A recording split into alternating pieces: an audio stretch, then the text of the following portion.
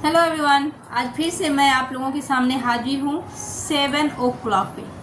आज मैं एक छोटा सा बात आप लोगों के साथ डिस्कशन के छोटे से पॉइंट पे टॉपिक पे डिस्कशन करने वाली हूँ। वो है सिंस और फोर का प्रयोग कहाँ कहाँ होता है। तो चलिए देखते हैं सिंस का प्रयोग हम लोग कहाँ कहाँ कर सकते हैं।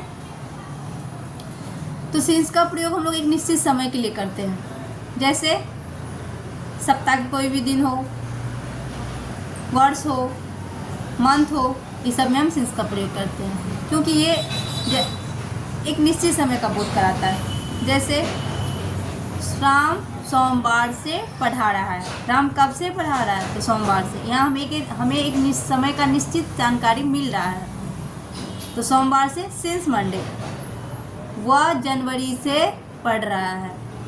यहाँ पे भी हमें एक निश्चित समय का जानकारी मिल रहा है। तो यहाँ भी हम क्या करेंगे? Since January. कोई भी ईयर हो तो सिंस, जैसे 2020, तो वहाँ पे हम लोग लेंगे सिंस 2020। और फोर का प्रयोग हम लोग वहाँ करते हैं जहाँ हमें एक निश्चित समय के बारे में जानकारी नहीं हो। जैसे बच्चे 2 घंटे से पढ़ रहे हैं। किस 2 घंटे से पढ़ रहे हैं? I don't know. किस 2 घंटे से पढ़ रहे हैं? I don't know. सुबह के, दोपहर के, रात के, नहीं पता। यहाँ हमें निश्चित समय की जानकारी नहीं मिल रही है, तो यहाँ हम फोर का प्रयोग करेंगे। जैसे वो 2 दिनों से पढ़ा रहा है। यहाँ किस 2 दिन से? यहाँ भी हमें निश्चित समय का पता नहीं चल रहा है, तो यहाँ पे भी हम फोर का प्रयोग करेंगे।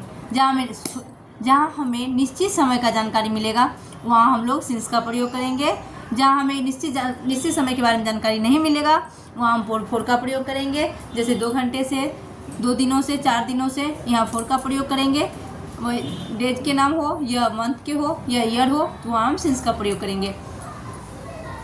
तो चलिए आप लोग कमेंट सेक्शन में बताइएगा कि जनवरी के पहले क्या प्रयोग होगा। जैसे वह जनवरी से पढ़ा रहा है, इसका ट्रांसलेट इनटू इंग्लिश ट्रांसलेट कीजिएगा इंग्लिश में और कमेंट सेक्शन में दीजिएगा। Please please please comment section में लिख के बताइएगा कि यहाँ पे क्या होगा। वह 4 घंटों से पढ़ रहा है, और यहाँ पे प्रयोग किसका प्रयोग होगा, मतलब इसका ट्रांसलेट कीजिएगा। Okay, thank you, take care, bye bye, love you.